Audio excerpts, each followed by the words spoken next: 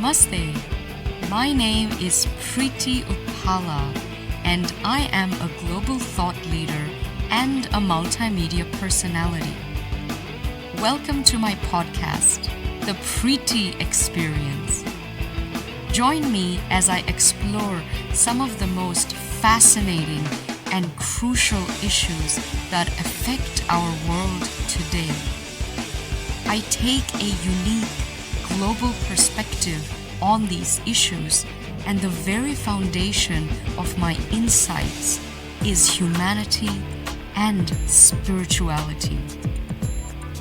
I'm Preeti Upala, and welcome to the Preeti Experience. The big story that we are going ahead and tracking today is the Indian American Congressperson Ro Khanna, who represents the Silicon Valley in the US House of Representatives, has now been named as the Democratic Vice Chair of the Congress All India Caucus. Now, the seat has been created for the very first time ever since its formation back in 1994. Ro Khanna, who has recently been elected for a third consecutive term from the Congressional District Representative Silicon Valley, is being considered, in fact, as a potential individual who is going to fill the shoes of Ms. Harris, who is going to be taking the oath as the Vice President with Joe Biden come January. In fact, the seat is going to fall vacant in January, and this is when Kamala Harris is going to be sworn in. And there is a high chance that it is going to be Ro Khanna who is going to be filling that California Senate seat. That's going to be very, very crucial. A second Indian American coming and sitting on the Senate seat over there. But he's born in 1976. Khanna is the youngest of the four Indian American lawmakers in the US House of Representatives. Of course, everybody knows he's infamously or famously, they call the Samosa Caucus. Others being Dr. Amy Bera, who's the senior most member of the so-called Samosa Caucus, like I already mentioned, Raja Krishnamurthy, and of course, Pramila Jayapal. Let's open this debate. Basically what we're going ahead and discussing at this point of time is whether these Indian Americans are faithful, of course, to the Americans, to the Democrats, and their US representatives and the Senates and the president over there. But what about the Indian cause? Because very, very recently, there were these protests that had happened in the heart of United States in Washington, D.C. The statue of Gandhi being desecrated. There were a number of US lawmakers that came out in large numbers talking about the laws, talking about the farmer laws, the protests that have been going on, and how they have gone ahead and backed the farmers. An issue that is completely internal to India. And not just that, the entire movement has somehow been digressed, and the Khalistani issue has been raised. So let's discuss this. And my first guest on the broadcast, Ambassador Deepak Vora. Your first reaction, sir? The likes of Ro Khanna's and Pramila Jayapal's, how do we deal with them? How loyal they are to America versus India? And there are more US lawmakers that have been rallying and lobbying against India. The latest case being, like I mentioned, the farmer protests. Thank you very much for this opportunity to learn from you and from the other wonderful people on your panel. I'm reporting to you from New York. It's -7. You can see behind me that there is a snow storm warning in effect. There's no political storm right yet, Ro Khanna or anybody else notwithstanding. What is really happening, ma'am, is interesting. The Indian diaspora, which according to last year's UN report is about 18 million, the largest of any country, is now coming of age, whether in the United States or anywhere else. You know, it's very interesting that according to some research that I've seen, the original Indian diaspora goes back to the Indus Valley civilization, when chaps from there went off to Central Asia and a few other countries around there. And thereafter it continued. There was even the 1600s, even an Indian colony in Russia at that time, Tsarist Russia and so on. So now we have this very large number. We are the leading country of origin of international migrants according to the United Nations. And then this is followed by China, Russia, etc., etc. And the US, of course, has the largest international migrant population of more than 50 million, according to UN figures. What we are seeing here, ma'am, and I've served in the United States many years ago, at that point of time, the Indian community, the Indian diaspora, was just attempting to find its feet when I was here in the early to mid 80s. We didn't really have the kind of influence, if I may say so, people in influential position that we have now. We've always, from the time of our first Prime Minister, told the Indian diaspora that integrate locally, that has been our policy. Become citizens of the country where you live, you must be loyal to them, but retain strong interest in the motherland, which is what is happening. Now, some of them who are not familiar with what is happening attempt to be more royal than the king. I don't think we should get upset about it. Their hearts are in the right place. They have very strong cultural links with India. Their family in India. They may rally and do a few things, and a few congressmen may get together. But when the next international issue, and I've been in diplomacy now for 48 years and counting, the next international issue comes, everybody will focus on that. This farmers issue, again, this has been blown out of proportion, because if you look at the new farm laws, and many people here that I've been speaking to now begin to understand this, the idea is that we ensure that they get even more income. But this has been distorted by a few fellows who are idiots who don't understand what the reality is. The idea is that the new bills are totally in favor of the farmers. The Canadians are very upset, and that gentleman who runs that country is a character called some Frodo, not Frodo, Trudeau is the fellow's name, and he goes around saying funny things like, my heart goes out to the farmers. He's the guy who's been opposing us right through in the WTO, saying, why are you ensuring this minimum support price? You're distorting reality. Yeah. And when we increase the minimum support price, his heart goes out to the farmer. And the fellow is a clown. I mean, you shouldn't take him seriously. As far as Mr. Khanna is concerned, and all the other people here who rally in favor of it, this has been going on for a long time. And during the Sikh agitation, we faced these demonstrations outside the embassy in Washington, D.C. I was right there. I mean, when these fellows were, hurling all kinds of vituperation against us. But then it died out. When the issue gets resolved domestically, the same thing would happen.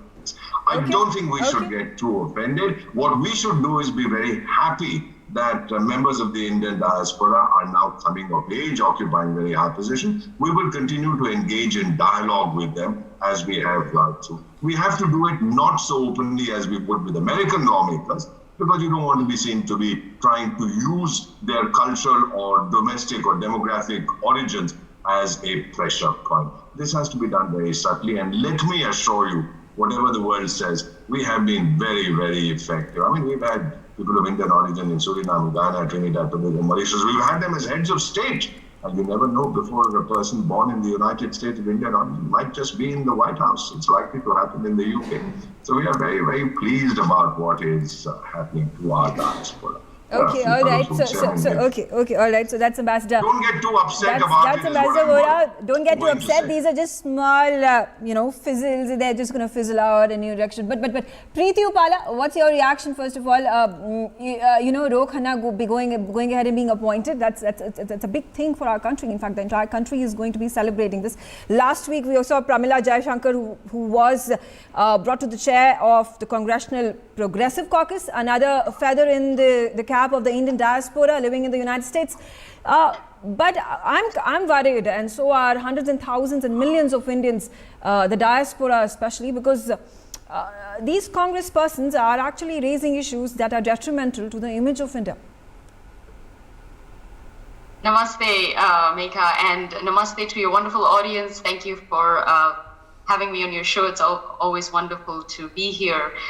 Yes, I mean, if the election wasn't dramatic enough, every day we're hearing of interesting new events, and I guess this is one more such an event. I think I look forward to the day when I think the Indian American diaspora actually wakes up and realizes what's going on and elect people that actually understand the political scene in India and the true U.S. foreign policy vis-a-vis India and real U.S.-India relations and how they can further that, rather than just finding some person with an Indian-sounding last name and darker skin and thinking that they are going to be this great ambassador for their country of origin. I think we keep repeatedly electing the same type of people, and they keep disappointing us. But I think we're too busy, becoming doctors and professors and winning spelling bee competitions, and we're just happy to see familiar face in the U.S. Congress, that we don't even really probe into actual policy and what some of these people are saying. The good silver lining in all of this is, look, as India rises, it's getting harder and harder, I think, to bully India and to isolate India in a corner. I mean, rhetoric is one thing. People can say what they want. It rarely sort of transmutes to action. I think the most beautiful thing about politics is that foreign policy does not change overnight, no matter how much people would like that to be the case. So, people will make noise, people will come and go. But I think when you look at a military, you look at the Pentagon, you look at the DOD, they are very pro-India, and they see India as a very, very strong ally, even more so than before, moving forward with the Indo-Pacific, trying to curb China, and also trying to fight the war against terrorism. We are really their biggest ally, and the Pentagon and the military knows this, and they do have enormous respect for India, so that's fantastic. I would like to see more Indian Americans running for Congress who actually genuinely care about the future of India, because it does affect them. Of course. They think that they're so far away, it doesn't, that US policy towards India doesn't affect them. It does. All of the policy does go down to the ground, and you don't want other American citizens now sort of throwing you in the mix and conflating issues that are happening in India, and you're going to face the brunt of some of the smearing, and we have seen it in bits and pieces. So hopefully they do wake up. But I see a bright future for India, no matter who ends up in the White House. There's still probably a very small pathway for President Trump come January the 6th. But even if it wasn't the case, I think that I have a lot of faith in Dr. Jaishankar and the MEA and people at the very top, and of course our Prime Minister. And I think that they will do what they need to do. I think they've upped their game in terms of definitely. I think you made a point here over here, Preeti. And coming to Joyita, and since you mentioned about the foreign policy, whether it's Trump or Biden, it is going to be a win-win situation for India. And talking about the Rukh Khannas and the Pramila Jaipals of the world, that's the sentiment, and Preeti has rightfully mentioned that a lot of these Indian diaspora who's really looking hard to get into the Harvards and the Oxfords of the world, becoming engineers and doctors, getting into those Pell Bs and getting a name for themselves, but not really caring about India, and that's what is required, because any NRI that would be visiting India would be complaining a lot about the water, complaining a lot about the infrastructure, roads, etc., but not really doing a thing about it. And you would perhaps understand this, because you being an Indian, and you must have faced that as well. I think every single Indian has. The point being over here, do you think there is a seismic shift at this point of time? And though, there's no lack of trying, because the likes of Nick Mehta, Manga Amanamula, Nisha Sharma, they were all Republicans. They were fighting on the seats for the representatives, US House of Representatives. They failed, but then they gave a tough fight at several of those Senate seats in several of those places. So do you think a turnaround is now on the anvil, especially in wake of the New World Order? India being the pivot of it. We saw Mike Pompeo visiting India along with Mark Esper, who was the defense secretary. A similar move going to be witnessed when it comes to Joe Biden and his foreign policy team that is going to push for a similar agenda with India. Who is that for? Joyita. Oh, okay. Hi, Megha.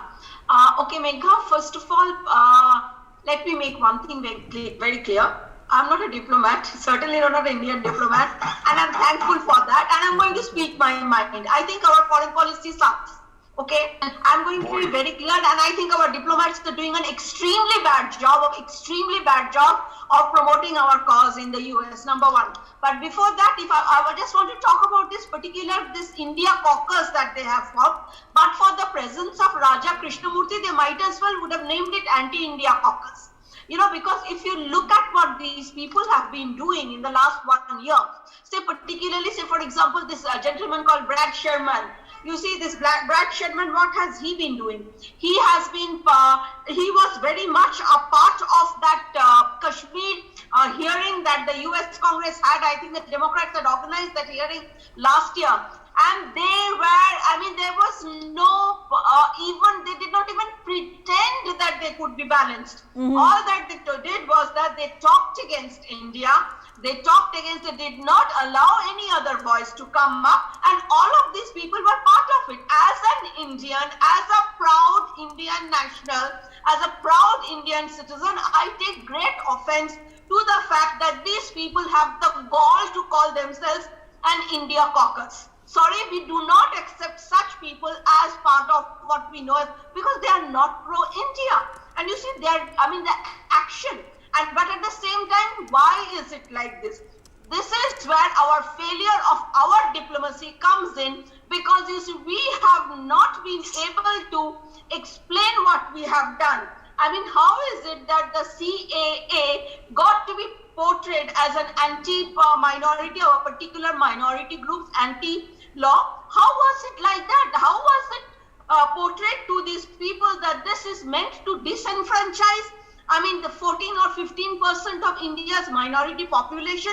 I mean, that was the kind of propaganda that happened against India. And let us not think that the US military or something, they're immune to it. If you have been following certain reports that they have coming out, certain generals and all, they have talked about, we need to see about what is going on in terms of Hindu extremism that is going on in India. I know personally of cases where, these front organizations, they have penetrated certain meetings and all where they have tried to promote anti-India cause. So let us put it simply, and the bottom line is that we need to up our act in a very big way, Absolutely. which we are not doing. And also, yes, the problem is also with the Indians NRIs based in the US, that they vote for these people. That they vote for these people without knowing what they are. Because I think that is the problem. They all become more loyal than the king. Even the voters for that matter, they don't even want to see what is actually happening. Right.